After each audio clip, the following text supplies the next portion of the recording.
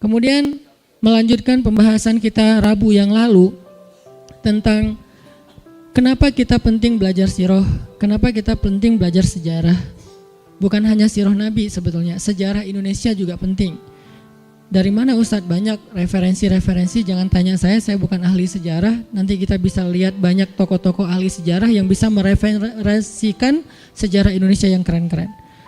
Secara umum, salah satu manfaat atau pentingnya kita belajar sejarah itu kata Allah di surat Hud ayat 120 yang tadi saya baca adalah manusabbitu bihi fuadak, meneguhkan hati. Kalau bahasa saya kemarin, mempertajam nalar. Itu salah satu tujuan belajar sejarah, mempertajam nalar. Jadi ketika kita melihat sesuatu, kita itu bisa langsung menyimpulkan. Kenapa? Karena yang kita lihat itu bukan sesuatu yang baru. Udah pernah terjadi dan udah ada hasilnya. Jadi nggak membuat kita jadi kayak masih kagok gitu, nih apa. Nggak ada pertanyaan nih apa, karena itu udah pernah terjadi di masa lalu dan bukan sekali, berkali-kali dan sudah ada hasilnya. Sehingga kita langsung bilang, wah ini kayak yang dulu nih. Beda kan? Ini tuh kayak yang dulu, oh berarti gini. Artinya orang yang banyak membaca sejarah seperti orang yang hidup bukan 60 tahun. Tapi ribuan tahun, orang yang banyak pengalaman pastinya nggak akan blank dalam melihat hal-hal yang terjadi dalam kehidupan dia. Beda sama misalnya anak kecil, ngelihat sesuatu kan dia kayak baru pengalaman pertama kan, masih nyoba-nyoba. Oh nanti gini hasilnya, oh gitu hasilnya. Itu anak kecil karena dia hidup baru belasan tahun. Beda sama orang yang udah 60 tahun. Nah kata kakeknya atau kata ayahnya, kamu jangan gini supaya kamu gitu. Kenapa? Kakek atau ayah udah ngalamin. Ternyata ada yang lebih panjang usianya daripada 60 tahun. Siapa? Orang yang membaca sejarah. Umurnya lebih panjang daripada orang yang sekedar hidup. Kenapa? Dia bisa berusia 1000 tahun, 2000 tahun, 3000 tahun, tergantung sepanjang apa sejarah yang dia baca. Sehingga siapa yang membaca sejarah, hobi membaca kisah, membaca sirah, berarti umurnya bukan 60 tahun. Umur saya sekarang misalnya 30-an sekian tahun. Kalau saya baca sirah Nabi, berarti umur saya 1430-an tahun lebih, atau 1400 tambah sekarang misalnya jadi sekitar 70-an tahun. Itu usianya. Kenapa? Saya baca sirah Nabi, saya baca sirah sahabat, saya baca sirah Bani Umayyah, saya baca sirah Bani Abbasiyah, saya baca sejarah Bani Utsmani, saya baca sejarah Bani Fatimiyah, saya baca tentang perjalanan kaum muslimin di Eropa misalnya, dan segala macam. Makin banyak baca sejarah Islam yang tua banget, yang udah 1400 tahun itu, berarti semakin panjang usia kita. Seperti orang yang sudah hidup ribuan tahun, artinya dia punya pengalaman yang banyak. Pengalaman itu membentuk pola pikir. Pola pikir itu menjadi guidance dia dalam mengambil sikap terhadap kejadian-kejadian dalam kehidupan dia. Itu pentingnya sejarah. Sehingga kalau ada orang yang masih bingung, kenapa ya? Pertanyaan itu berarti pertanyaan yang jarang baca sejarah. Kenapa ya umat Islam kayak gini? Kenapa ya kita kayak gini? Kenapa ya kita susah bangkit? Kenapa ya kita, dan segala macam. Pertanyaan kenapa? Karena dia kurang analisa. Memang kita tetap butuh menganalisa realitas yang membaru. Tetapi semua itu tidak akan lepas dari pola kejadian sejarah. Hanya dia secara detailnya ada hal-hal yang memang baru. Tapi secara garis besarnya itu tuh pernah terjadi. Baik dalam kasus personal, keluarga, bahkan bangsa.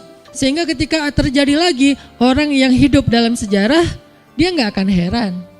Dan dia gak akan kebingungan menentukan sikap. Saya harus sikap kayak gimana? Saya harus berpihak ke siapa? Saya harus mengingkari siapa? Gak akan kebingungan. Kenapa? Dia udah pernah baca sejarah. Tapi orang yang kehilangan akar sejarah, kata banyak pembicara ya, maka dia kehilangan referensi bersikap.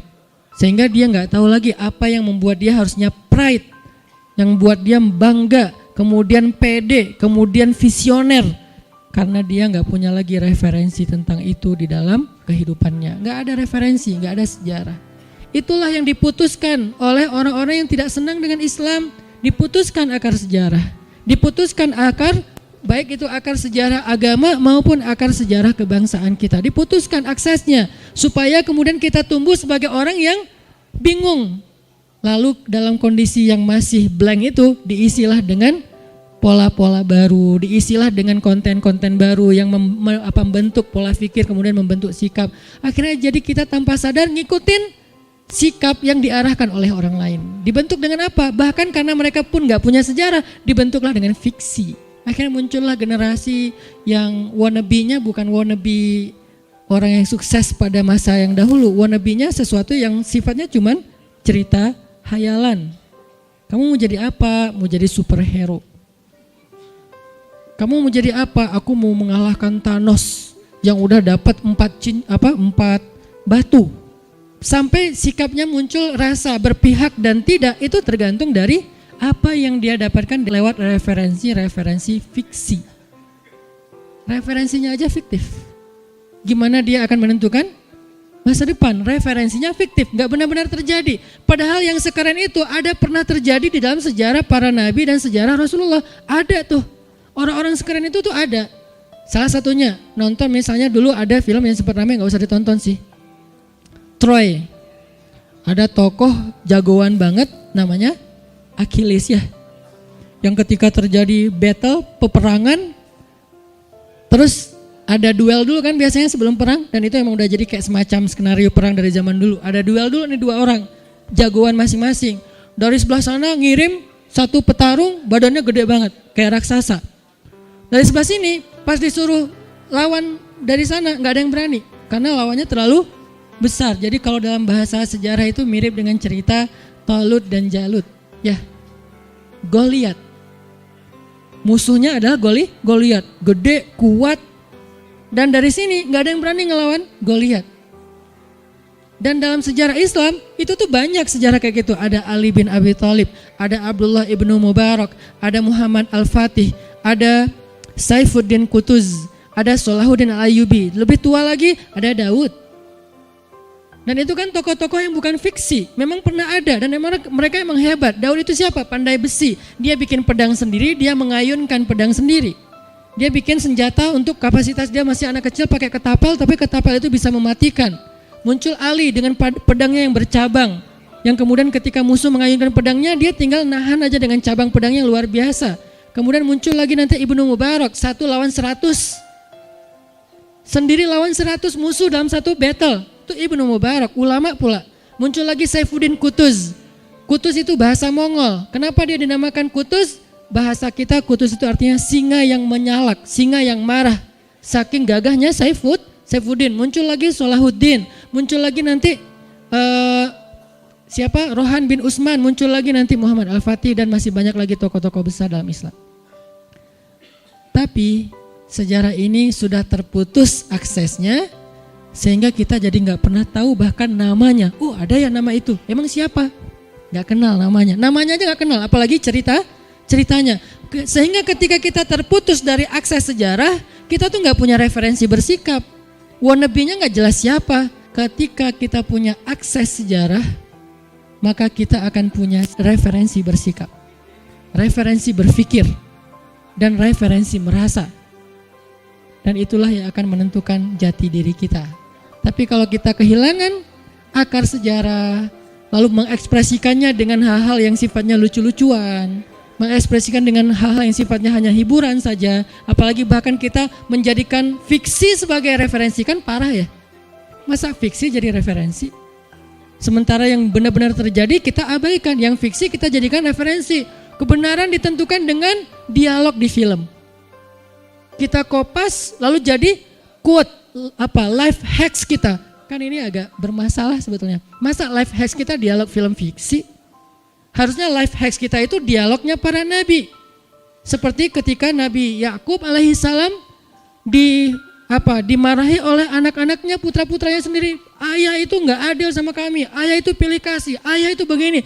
Berbagai macam tuduhan mereka kepada Nabi Yakub dan Yusuf, muncullah sebuah quote yang luar biasa. Kata-kata yang luar biasa, life hacks yang harusnya jadi guidance kita dalam hidup kita untuk menentukan sikap. Apa quote-nya?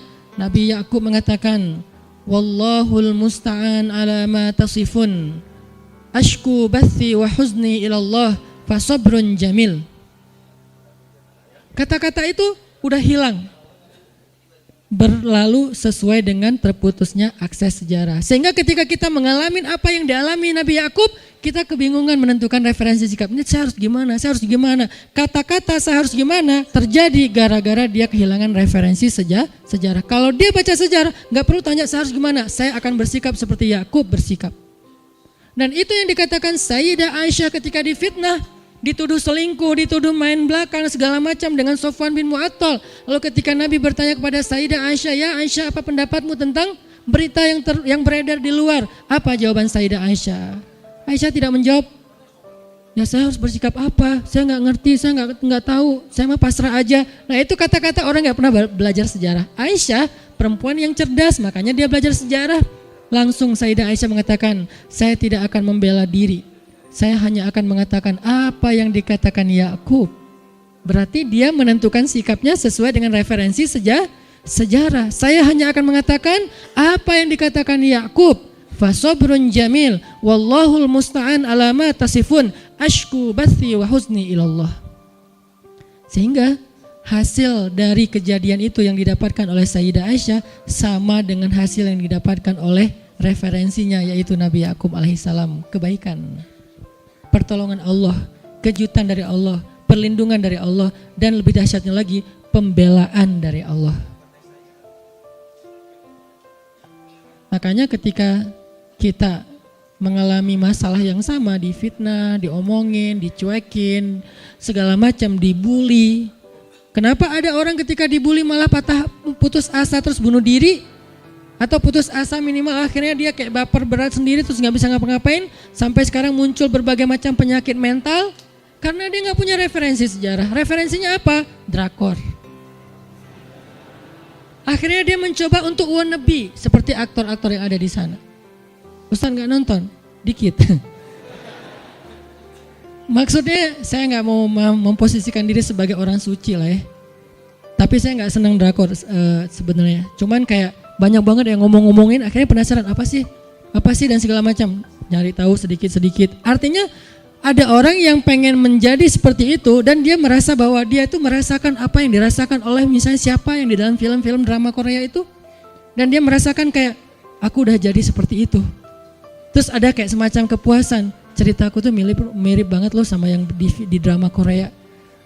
Aku tuh dikhianati. Kenapa? Karena akses sejarahnya terputus. Sekarang waktunya kita mengembalikan akses itu, membuka akses itu, baca buku sejarah. Baik sejarah bangsa kita, apalagi sejarah agama kita. Dan insya Allah gak akan bertolak belakang antara dua sejarah ini. Sama-sama kebaikan. Cuman tetap kalau sejarah bangsa kita ratusan tahun, kalau sejarah agama kita ribuan tahun. Karena agama kita itu bukan cuma sejarah Nabi Muhammad, tapi juga sejarah para anbiya dari Nabi Adam, Nabi Nuh dan seterusnya. Berarti kita udah kayak hidup puluhan ribu tahun. Pengalaman kita coba. Kan dahsyat baca sejarah itu. Salah satu, bahkan para ulama mengatakan sejarah itu adalah wawasan para raja. Dulu raja-raja itu memang mereka punya satu pelajaran wajib selain geografi ya. Karena itu disebut dengan Thaqafatul Muluk, wawasan para raja. Kurikulum raja lah. Di zaman-zaman Islam masa kejayaan dulu kan anak-anak yang calon raja dari keturunan raja, biasanya kan keturunan tuh, mereka udah punya sekolah sendiri dan salah satu kurikulum wajib calon raja selain kemampuan fisik, militer segala macam, mereka harus belajar filsafat, bahasa, geografi, sejarah, wajib. Kenapa filsafat Ustadz? Cara berpikir kritis. Kenapa sejarah Ustadz? Punya pengalaman. Sehingga ketika dia jadi raja, dia tuh gak culun. Kok bisa usia 14 tahun jadi raja, tapi kayak pengalamannya udah jadi raja sekian ribu tahun? Karena dia baca sejarah raja-raja. Sehingga apa yang dialami oleh pendahulunya, seolah-olah pernah dialami oleh dia. Dan dia gak bingung lagi menentukan sikap. Itu kenapa sejarah itu jadi wajib bagi calon raja dulu. Geografi kenapa? Ini ekspansi. Geografi itu bukan soal pembagian wilayah, tetapi juga bagaimana ekspansi kekuasaan. Itu inti dari geografi yang mereka pelajari. Bahasa, kemampuan berdiplomasi dan segala macam, kemampuan mempengaruhi, eksis di sosial media mereka. Sosial media mereka itu adalah tempat-tempat bertemunya para tokoh, eksis dalam FGD, eksis dalam meeting, eksis dalam kongres. Kemampuan berbahasa, menjelaskan dan berargumentasi, itu adalah wawasan para calon raja. Salah satu di antara sekian banyak wawasan calon raja itu adalah sejarah.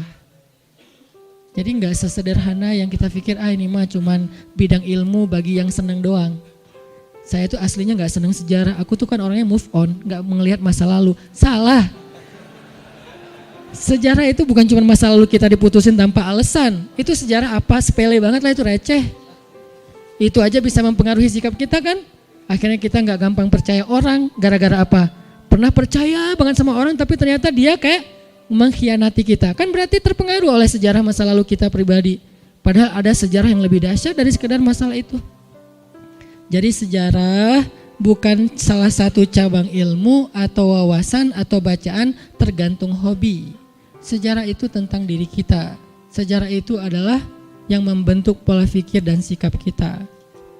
Dan kalau pola pikir dan sikap sejarah ini kemudian menjadi pola pikir dan sikap bangsa, kebayang gak tuh bangsa ini jadi apa? Bukan pola pikir dan sikap individu, satu di antara sekian banyak orang Indonesia, enggak. Mayoritas orang Indonesia tahu sejarah bangsanya, tahu sejarah agamanya yang luar biasa, tahu sejarah Islam itu yang paling berjaya di muka bumi. Ketika mayoritas kaum muslimin di Indonesia, terutama anak muda, tahu sejarah Islam, itu ngeri loh hasilnya, dahsyat banget. Kebangkitan itu gak bisa dibendung. Dan dia gak akan gampang terpengaruh oleh berbagai macam fitnah, oleh berbagai macam berita-berita yang kemudian menjadikan agamanya justru sebagai tersangka atau antagonis. Gak bisa. Dia tahu sejarahnya. Gak bisa agama Islam itu dijadikan sebagai tersangka, objek fitnah, apalagi jadi tokoh antagonis. Masa Islam dan tokoh-tokoh Islam jadi Thanos? Gak bisa. Karena dia tahu dia tuh bukan Thanos, dia tuh bukan penjahat, dia tuh bukan Joker. Walaupun ada alasan, enggak. Islam itu keren banget dan dia tahu sejarahnya. Sehingga gimana pun orang mencoba untuk ngegoreng tentang agamanya, tentang bangsanya, tentang apa keislamannya, gak akan terpengaruh. Orang bacaannya tuh banyak, bacaannya tebal-tebal, dan dia tahu banget sejarahnya. Dia bisa meneliti bahwa itu kenyataan, bukan sekedar fiksi. Ada runut riwayat informasi yang jelas, sehingga dia gak akan terpengaruh. Salah satunya terbangkitlah giroh, hamasah masa lalunya. Kita perlu tahu tentang sejarah itu. Ada orang yang tahu sejarah nasab dirinya aja, kadang-kadang jadi pede kan. Saya itu bukan orang biasa, saya tuh ningrat. Ada yang kayak gitu kan? Kalau saya rakyat jelata sejarah saya. Tapi rakyat jelata ini rakyat jelata yang pejuang. Saya tahu kakek saya pejuang, saya tahu ayah dan ibu saya pejuang, bukan pejuang kemerdekaan mungkin ya. Tapi pejuang keluarga yang mereka itu nggak pernah give up dengan semua masalah kita yang rumit. Sehingga itu tuh menjadi spirit buat saya. Kalau ibu saya aja pejuang, masa saya jadi orang yang malas-malesan dan gampang menyerah? Nggak bisa. Karena saya punya sejarah. Sesederhana itu aja berpengaruh loh. Gimana dengan sejarah yang bukan keluarga kecil saya? Sejarah agama dan bangsa saya. Indonesia itu punya sejarah yang dahsyat. Kita nggak hanya bisa bangga dengan Islam, tapi juga kita bangga dengan nasionalisme kebangsaan kita yang punya sejarah perjuangan yang bahkan bisa mengusir negara-negara dan bangsa-bangsa yang kuat di dunia dengan kekuatan kita yang seadanya, tapi bisa. Kenapa? Karena kita punya sejarah. Nah, itulah kenapa Allah mengatakan, kami kisahkan kepadamu kisah-kisah para nabi, kata Allah ya. Wa kullan naqussu 'alaika min amba'ir rusul. Semua kisah-kisah Rasul itu kami kisahkan kepadamu Muhammad, manusabbitu bihi fuadak, untuk meneguhkan pendirianmu wahai Muhammad. Punya sikap. Kenapa Nabi Muhammad akhirnya punya sikap? Nggak bingung, nih gimana ya? Jawabannya ada di masa lalu, bukan di masa sekarang. Ketika Nabi Muhammad dimusuhi oleh kaumnya, belajarlah kepada Nuh, belajarlah kepada Musa. Ketika Nabi Muhammad malah kayak dikomplain oleh kaumnya sendiri, oleh sahabatnya sendiri, orang-orang Ansor, Nabi Muhammad mengatakan, rahimallahu akhi Musa, laqad udhiya aktsara min hadza fasabara. Allah merahmati saudaraku Musa. Lihat sikap sejarah. Allah merahmati saudaraku Musa. Dia pernah difitnah dan disakiti lebih dari ini dan dia bersabar. Sehingga aku juga akan bersabar seperti dia. Ini namanya sikap sejarah. Nabi aja mengambil sikap dari pendahulunya. Siapa kita yang mau menentukan sikap sendiri tanpa ada referensi sejarah? Emang kita lebih hebat dari Nabi? Nabi aja tuh udah paling sempurna, manusia yang gak ada lagi pembandingnya, masih mengambil sikap dari referensi sejarah pendahulunya. Nabi Musa, Nabi Nuh. Salah satu tujuan Nabi Mi'raj ke langit apa? Ketemu para nabi kan di setiap langit. Dan para nabi itu bukan cuma ketemu say hi udah gitu kayak udah pelukan pergi, enggak. Mereka bercerita. Wahai Muhammad saudaraku, kata Musa, aku dulu pernah diuji begini. Alhamdulillah aku bersabar, akhirnya aku mendapatkan hasil ini. Kaumku itu lebih bawel daripada sahabat kamu. Kaumku itu kamu tahu kan Bani Israel seberapa bawelnya mereka. Ada apa-apa viral, ada apa-apa trending, itu Bani Israel banget. Dan Nabi Musa menceritakan dengan bahasa beliau, Nabi Muhammad mendengarkan, akhirnya naik lagi semangatnya. Insya Allah saya akan kuat seperti engkau hai saudaraku Musa. Ketemu Ibrahim, anakku Muhammad. Kalau Nabi Ibrahim manggilnya anaknya. Kalau Nabi Musa manggilnya akhi. Kalau Nabi Ibrahim memanggilnya ibni. Ahlan bibni solih wan nabiyyis solih. Selamat datang anakku yang soleh dan nabi yang soleh. Itu sapaan Ibrahim di Baitul Ma'mur ketika ketemu dengan Nabi saat Mi'raj. Ahlan bibni solih wa nabiyyin solih. Kalau Musa ahlan bi akhi solih wan nabiyyi solih. Selamat datang saudaraku yang soleh dan nabi yang soleh. Tapi mereka semuanya bercerita. Nabi Ibrahim bercerita kisah beliau di Irak, kisah beliau di Mesir, kisah beliau di Palestina, kisah beliau di Mekah. Asal usul munculnya kehidupan di Mekah. Ketemu lagi dengan Nabi Isa. Nabi Isa bercerita kisah beliau, kisah ibu beliau, kisah saudara sepupu beliau yaitu Yahya. Para anbiya semuanya berkisah kepada Nabi untuk mentasjih, untuk menguatkan kesabaran Nabi dan semangat Nabi dalam berdakwah. Sehingga pulang dari Mi'raj terjadilah sebuah lompatan besar dalam dakwah Nabi. Lompatan itu disebut dengan istilah hijrah. Setelah Mi'raj, hijrah itu terjadi. Nabi langsung prepare, kita akan hijrah ke Madinah. Apa preparationnya? Bawa orang-orang haji yang datang dari Madinah. Waktu itu udah ada haji walaupun belum ada syariat Islam, tapi haji versi zaman jahiliyah.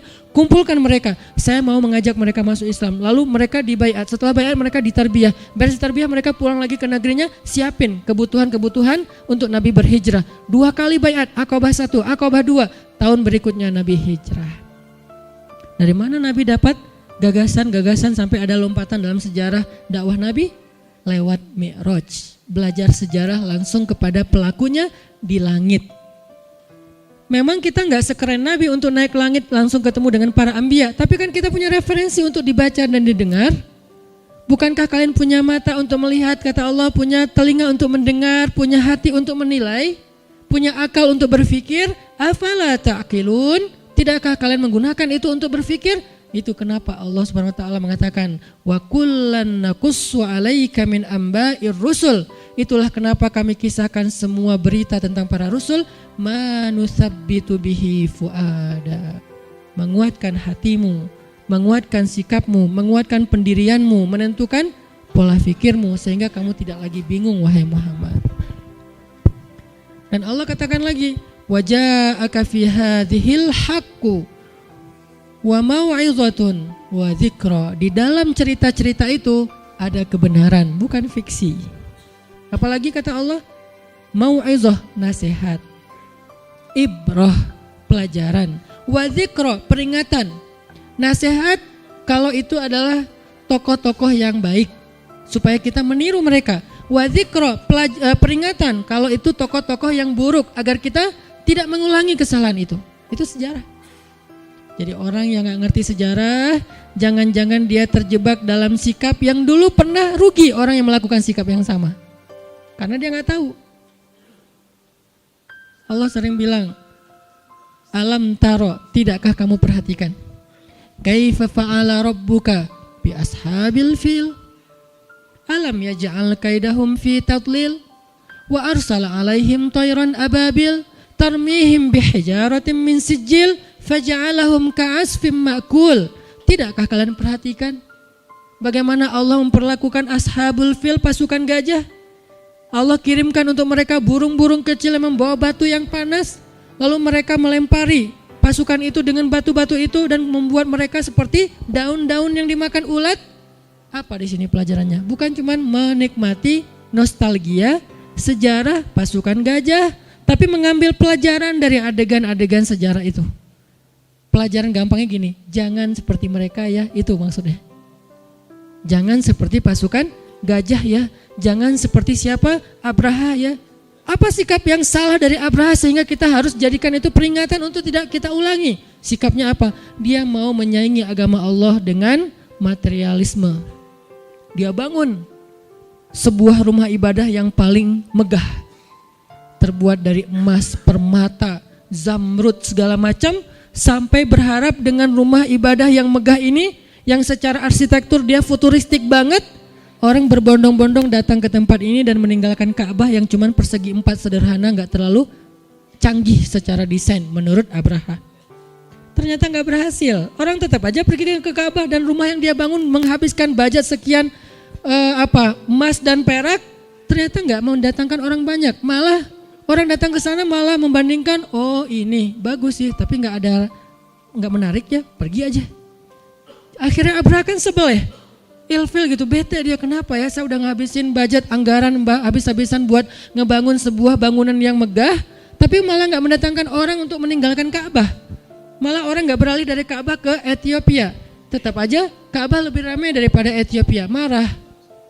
Banyak orang yang mencoba untuk melakukan hal yang sama dengan bentuk-bentuk yang berbeda untuk untuk memadamkan cahaya Allah. Yuriduna liyutfi'u nurallah wallahu mutimmu nurihi walau karihal kafirun.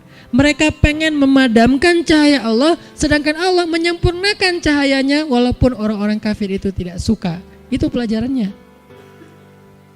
Pengen memadamkan dengan berbagai macam cara.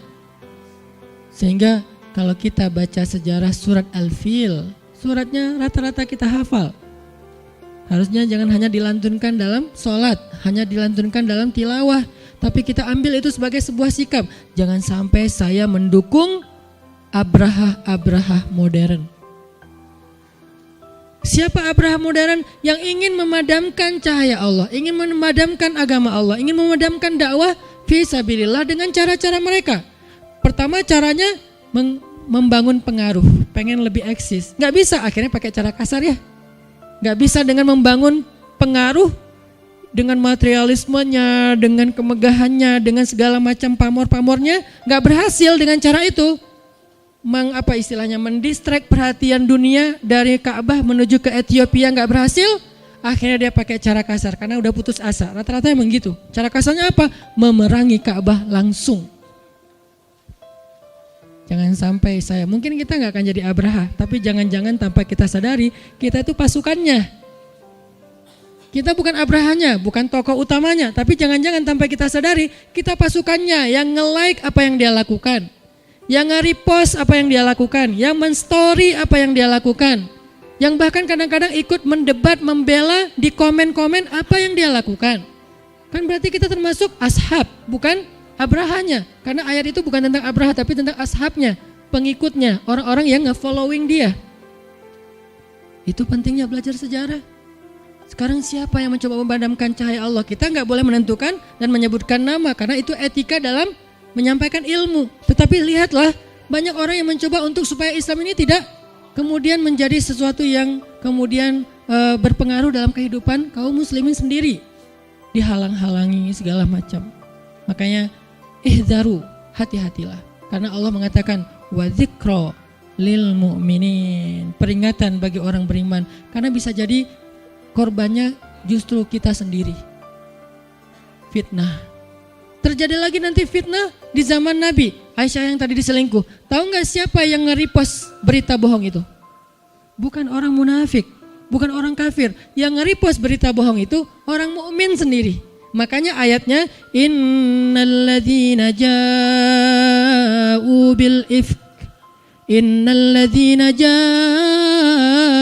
bil ifki usbatum minkum. Sesungguhnya yang menyebarkan, apa bahasa kita menyebarkan? Bahasa sosmed, nge-repost.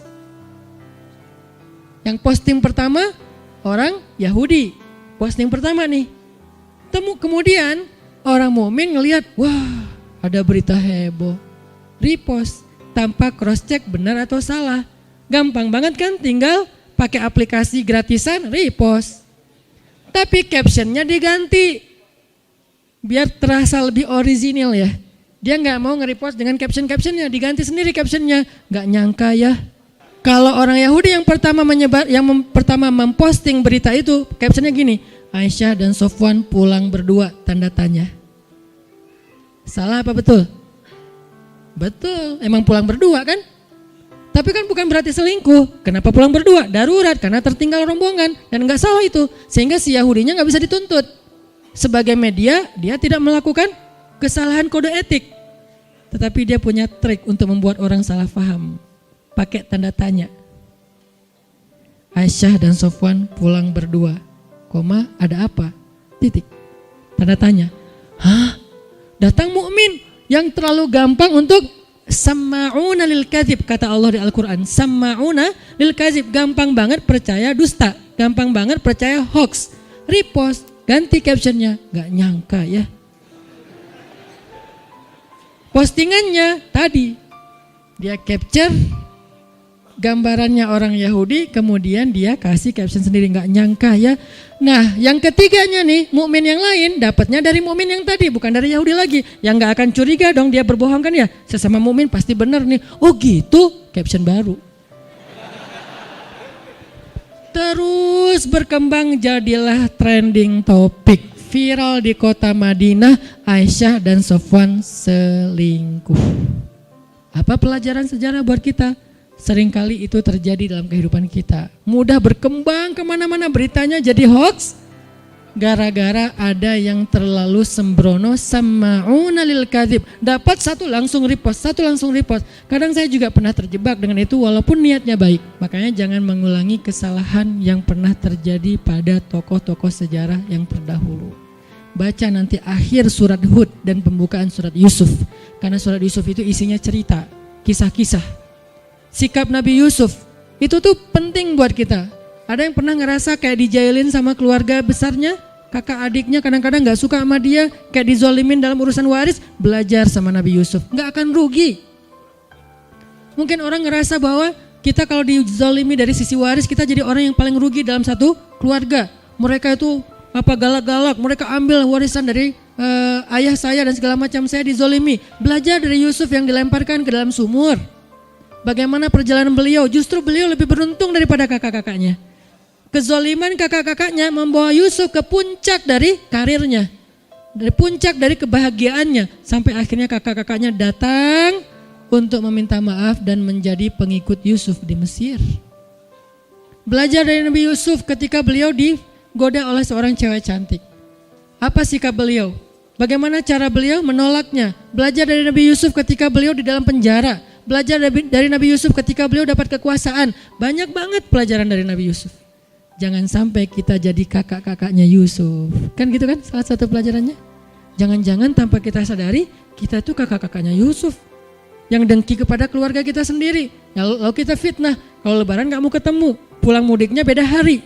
Jangan-jangan kita adalah kakak-kakaknya Yusuf. Belajar. Ada mau'izoh, ada zikro. Kalau yang baik namanya mau'izoh, kalau yang tidak baik namanya zikro, peringatan. Ambil dan pilih sikap itu untuk menentukan hasil dalam kehidupan kita. Itu teman-teman, kelanjutan dari kemarin. Tadinya saya mau ngelanjutin membahas tentang tanda-tanda kenabian.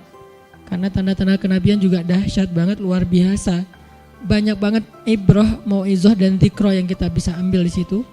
Tetapi karena saya pengen mempertegas lagi pembahasan kita pada minggu yang lalu biar kita tahu kenapa sih harus belajar sejarah. Kenapa harus baca sirah Nabi? Kenapa gak cukup dengan sekedar baca Quran aja? Lagi pula kita gak akan ngerti Quran kalau kita gak ngerti sirah. Orang yang baca Al-Quran cuman terjemah, gak baca sirah, itu kayak baca sebuah teks, baca sebuah surat dari orang yang dia gak kenal. Beda tuh. Pernah gak baca teks chat dari orang yang kita gak kenal? Cara ngomongnya, intonasinya. Kita baca dengan intonasi kita kan? Misalnya kita baru kenal teman nih di grup. Kumpul yuk. Ya. Ada yang jawab ya. Padahal dia kalau jawab ya. Tapi kita ya. Kan beda kan? Kasar banget sih ya, nggak pakai titik-titik, nggak pakai emoticon. Dia emang terbiasa orangnya kalau teks itu dia nggak terlalu banyak gimmick ya. Kan ada orang teks tuh gimmicknya banyak kan. Ada yang kadang-kadang overdosis bunga-bunga, kaktus segala macam masukin ke teks. Ada yang kayak gitu overdosis tuh. Ada yang minimalis teks aja nggak pakai titik-titik. Kalau saya masih pakai titik-titik sekarang. Maksud saya tuh titik-titik itu membuat intonasinya itu rata gitu. Ya. Kalau ada juga yang pakai caps lock. YA, kayak singkatan gitu. Kemudian tanda seru 3. Ya. Kan gitu kan ya? Nah, ini ada orang kadang-kadang saya pernah nggak semua orang tuh ngerti fungsi caps lock, nggak semua orang ngerti fungsi tanda seru. Kalau kita nggak kenal dia, kita pikir dia kasar, padahal enggak, dia nggak ngerti. Saya pernah ngechat teman saya, beliau di daerah lah, mungkin dan beliau bukan anak muda, jadi orang yang mungkin mengenal teks ini dengan handphone nggak terlalu akrab lah ya. Artinya dia ngetik apa yang dapat aja, mungkin pas dia mencet nggak sengaja kepencet caps lock ya, save gitu kan, udah gitu dia ngetik aja, ini gimana matiin caps locknya, udahlah krim aja gitu. Pak, ini ada gini nih. Oh iya. Boleh, tapi semuanya caps lock, tanda seru. Ada yang pakainya S-nya jadi Z, Zaya. Apa lagi nih? Nah, ini kalau kita nggak kenal orangnya nih, kita pasti seuzon kan? Tapi kalau kita udah kenal orangnya, dia emang gitu orangnya. Emang gitu dia, kan gitu kan ya? Karena kita tahu orangnya, kita nggak akan ilfil, kita nggak akan jadi salah sangka. Karena kita tahu orangnya, oh dia nggak ngerti caps lock, dia ngerti tanda seru. Kadang-kadang ada yang ngirimnya emoticon yang harusnya itu cewek ke cowok, tapi cowok ke cowok agak geli kan. Masa emoticon kiss? Kan astagfirullahaladzim. Dia salah pencet. Dia pikir itu kayak oh ya, anak uhibbuka fillah gitu kan. Love gitu kan, uhibbuka fillah. Love-nya di mata, matanya jadi love gitu kan ya. Uhibbuka fillah pakai love. Oh ya, geles sih sebetulnya. Tapi ya orangnya nggak ngerti ya, makanya kita mungkin teman-teman kita orangnya kan santai gitu. Orangnya tuh kayak anak-anak muda biasanya nggak terlalu lebay gitu kan ya. Oh ya makasih apa misalnya. Tapi ada yang makasih ya, Masya Allah apa segala macam. Kok dia ekspresi banget sih. Nah kita harus tahu orangnya dulu, baru kita mengenal maksud dari teksnya. Maka untuk memahami Al-Quran dan Sunnah berbentuk teks, kita harus paham sirah. Kalau nggak kita nggak akan ngerti maksudnya. Pernah terjadi kesalahpahaman itu dulu di zaman tabi'in. Tabi'in itu artinya nggak ketemu Nabi kan, nggak tahu ketika wahyu itu turun ada kejadian apa, taunya cuman teks sama kayak kita, cuman mereka ketemu sahabat. Dalam satu peperangan, kaum muslimin terdesak sama musuh orang-orang Persia, sehingga ketika terdesak ada seorang laki-laki tabi'in itu berarti generasi kedua yang nggak ketemu Nabi, nggak tahu sejarah Al-Quran turun, dia pakai ayat, wahai kaum muslimin, janganlah kalian mencelakai diri kalian sendiri. Kita udah terdesak, mending kita mundur aja, kita pulang aja. Karena Allah berfirman, mulai dia pakai ayat. Allah berfirman, wala tulqu biaidikum ila tahlukah. Janganlah kalian mencelakai diri kalian sendiri. Kebenaran qadarullah di situ masih ada beberapa orang sahabat yang tahu sejarah ayat itu. Dipukul dia sama sahabat. Buruk sekali pemahaman kamu terhadap Al-Quran. Kamu malah menurunkan semangat orang untuk mencari kebaikan di sisi Allah. Ayat itu turun ketika kami, nah mulai bahas sejarahnya, ketika kami justru meletakkan senjata kami, menjual pedang-pedang kami, tidak mau lagi berinfak fisabilillah, turunlah ayat wala tulqu biaidikum ila tahlukah. Kebalikannya, ternyata maksud ayat itu janganlah kalian mencelakai diri kalian sendiri dengan cara berhenti berjihad. Sedangkan tabi'in tadi memahaminya, udah berhenti aja, jangan perang lagi biar kita gak celaka. Kata Allah justru jangan berhenti, kalau kalian berhenti kalian mencelakai diri sendiri. Kebalikan ya. Kenapa bisa pemahamannya terbalik? Gara-gara gak paham sejarah ketika ayat itu turun. Makanya dipukul dengan pukulan yang tidak menghina atau menyakiti, maksudnya ditegur gitu. Jelek sekali, salah sekali pemahaman kamu tentang ayat itu. Dulu ayat itu turun kepada kami karena kami sudah menjual pedang kami. Kenapa menjual pedang? Karena merasa kaum muslimin sudah besar, jihad udah nggak perlu lagi. Nggak perlu lagi ada militer, nggak perlu lagi ada prajurit. Kita ini udah besar, kita ini udah berkembang, Islam itu udah ada di mana-mana, sehingga kita jual senjata kita. Dalam sejarah Islam, laki-laki tanpa senjata itu nggak ada izahnya dalam sejarah Islam. Semua laki-laki dalam sejarah Islam itu punya senjata dan tahu menggunakan senjata. Tetapi dia juga ada guidance, ada fikih cara membawa senjata. Nggak boleh dia membawa senjata ke tempat umum karena itu bisa menyakiti orang lain tanpa sengaja, gitu-gitulah. Yang jelas, kami jual pedang kami. Kami jual onta dan kuda perang kami. Kalau sekarang mungkin mobil-mobil off-road touring yang misalnya kayak mobil untuk kegiatan cowok-cowok kayak gitulah ya, dia jual. Kami jual panah-panah kami. Kami tidak mau lagi berinfak membantu dakwah dan jihad. Turunlah ayat, janganlah kalian mencelakai diri kalian sendiri. Pemahamannya justru sebaliknya. Pentingnya belajar sejarah. Teman-teman kalau baca fitnah dari orang-orang yang gak suka kepada Islam, tanpa ada referensi sejarah pasti jadi bingung. Setidaknya kalau gak jadi benci jadi bingung kepada Islam. Katanya Nabi itu pintar, tapi kok gak bisa baca tulis? Nah, kita harus baca sejarah. Memang Nabi sebagian besar ulama mengatakan memang gak bisa baca tulis. Tapi pada masa itu bukan aib. Kenapa bisa gitu? Karena tren belajar pada masa Nabi bukan dengan membaca dan menulis. Tapi tren belajar pada masa Nabi itu dengan menghafal, mendengar, menghafal dan meriwayatkan. Maka kecerdasan Nabi bukan membaca dan menulis. Kecerdasan Nabi itu adalah mendengar langsung hafal. Satu Al-Quran ketika diturunkan oleh Jibril, satu juz. Surat Al-An'am, surat terpanjang di Al-Quran yang diturunkan sekaligus. Al-Baqarah panjang tapi gak sekaligus, dicicil. Kalau Al-An'am panjang dan sekaligus, satu juz lebih satu lembar. Berarti 11 lembar.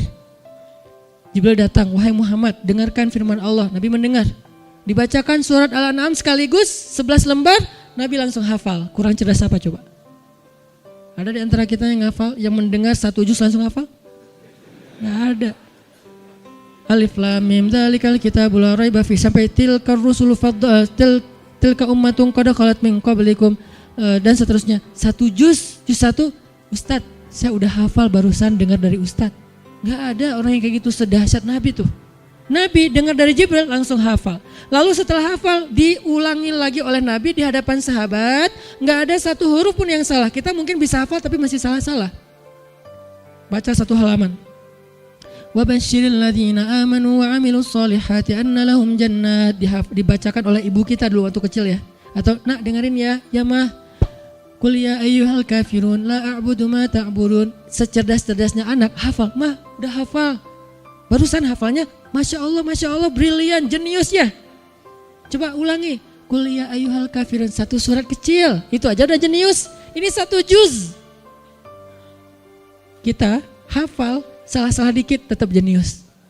La a'budu ma ta'budun wala antum abidun ma a'bud wala ana abidun ma abatum wala antum abidun ma a'bud wala ana abidun.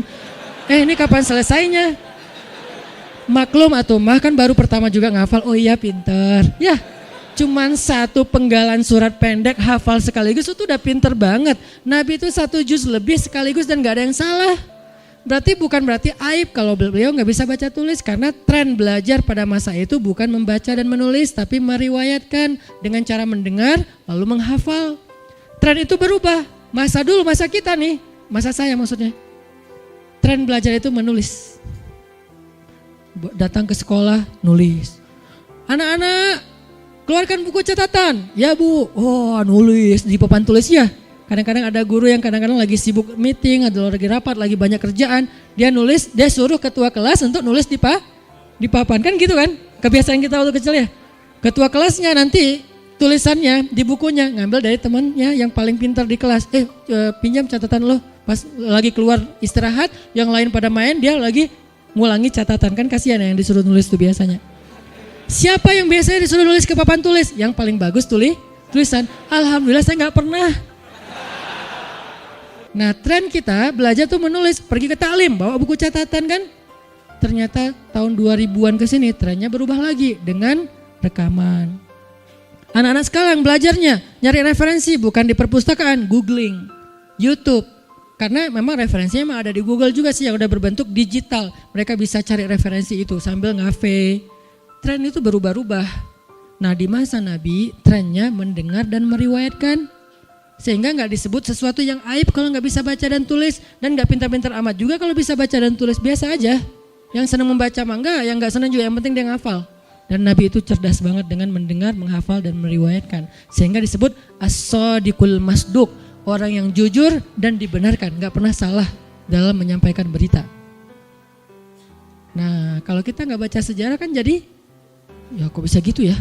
Katanya fatonah, cerdas, tapi gak bisa baca tulis karena kita gak baca sejarah. Banyak lagi nanti syubhat, tuduhan-tuduhan yang membuat kita kadang-kadang galau dengan keislaman kita sendiri. Kok Islam gini ya? Kok sampai ada gitu ya? Karena kita nggak tahu akar sejarahnya. Mudah-mudahan ini menyemangati kita teman-teman semuanya. Yuk kita baca nih sirah Nabi. Sampai kita mengenal Nabi itu seperti kita mengenal keluarga kita. Kalau nggak bisa lebih dari itu. Idealnya sih lebih dari itu, cuman kan kita realistis juga semampu kita. Minimal seperti kita mengenal anak-anak kita, mengenal kakak-kakak dan adik kita. Gitu banget. Mudah-mudahan dengan kayak gitu, manusabbitu bihi fuadak. Kita sebagai aset bangsa yaitu pemuda enggak lagi tumbuh sebagai pemuda yang warnanya warna yang dicat oleh orang lain, tapi sibghah kita, warna kita warna sejarah. 2, sejarah bangsa kita dan sejarah agama kita. Insya Allah dengan kayak gitu kita menjadi anak muda. Orang boleh bilang, lo masih umur 20 tahun sok tahu. Enggak Pak, usia saya bukan 20 tahun, berapa? 3.000 tahun. Kenapa usianya 3.000 tahun? Yang dia baca sejarah 3.000 tahun yang lalu, dia tahu apa yang udah pernah terjadi. Jadi bukan anak kecil ingusan yang gak tahu apa-apa, dia tahu banget karena dia baca sejarah. Maka jadilah dewasa dengan sejarah, mudah-mudahan bangsa kita akan memiliki masa depan yang lebih baik. Karena aset bangsanya adalah aset-aset yang sudah menyejarah, bukan aset yang masih polos yang belum tahu apa-apa. Itu aja yang bisa saya sampaikan hari ini. Mohon maaf belum sempat masuk ke tanda-tanda. Ini saya udah bawa catatan banyak nih tentang tanda-tanda kenabian yang luar biasa. Insya Allah pekan yang akan datang kita akan membahas tanda-tanda kenabian Nabi 40 tahun pertama sebelum dapat wahyu. Karena Nabi itu jadi teladan bukan hanya setelah dapat wahyu, bahkan dalam rahim beliau udah banyak pelajaran yang penting. Kita akan bahas itu insya Allah sehingga kita bisa mengenal Rasulullah Sallallahu Alaihi Wasallam. Sehingga dengan gitu kita nggak malas lagi bersalawat kepada Nabi. Beliau orang yang layak kita puji dengan salawat-salawat kita. Duhai Allah, teguhkanlah hati kami sebagaimana Engkau meneguhkan hati Nabi-Mu dengan ilmu, dengan pemahaman, dengan kebijaksanaan, dengan kisah-kisah yang telah Engkau ceritakan kepadanya. Maka sampaikanlah juga kisah-kisah yang indah itu kepada kami ya Allah, melalui lisan guru-guru kami, lisan ulama-ulama kami, lisan kiai-kiai kami, lisan ustaz-ustaz kami, lisan habaib-habaib kami, lisan orang-orang yang berdakwah di jalan-Mu. Ajarkan kami tentang keteguhan Nuh alaihissalam, ajarkan kami tentang kesabaran Musa alaihissalam, ajarkan kami tentang semangatnya Isa alaihissalam, ajarkan kami tentang akhlaknya Nabi Muhammad sallallahu alaihi wasallam. Ajarkan kami ya Allah sejarah, kisah-kisah yang bisa membentuk kepribadian kami yang lebih baik, bisa membangun nalar dan pemikiran kami, bisa menentukan sikap-sikap kami, agar kami bisa meneruskan sikap-sikap baik sejarah dan mendapatkan kebaikan-kebaikan yang sama, agar kami bisa terhindar dari sikap-sikap buruk sejarah dan terhindar dari keburukan-keburukan yang sama. Ya Allah, anugerahkanlah untuk Indonesia anak muda yang cinta sejarah, sejarah bangsanya dan sejarah agamanya, agar pemuda-pemuda Indonesia kelak bisa mengulangi kegemilangan sejarah yang baik itu, agar pemuda-pemuda Indonesia kelak menjadi pemimpin-pemimpin, pahlawan-pahlawan bagi bangsanya dengan semangat sejarah kepahlawanan dari orang-orang yang terdahulu. Rabbana atina fid dunya hasanah wa fil akhirati hasanah wa qina adzabannar. Subhanakallahumma wa bihamdika asyhadu an la ilaha illa anta astaghfiruka wa atubu ilaik. Assalamualaikum warahmatullahi wabarakatuh.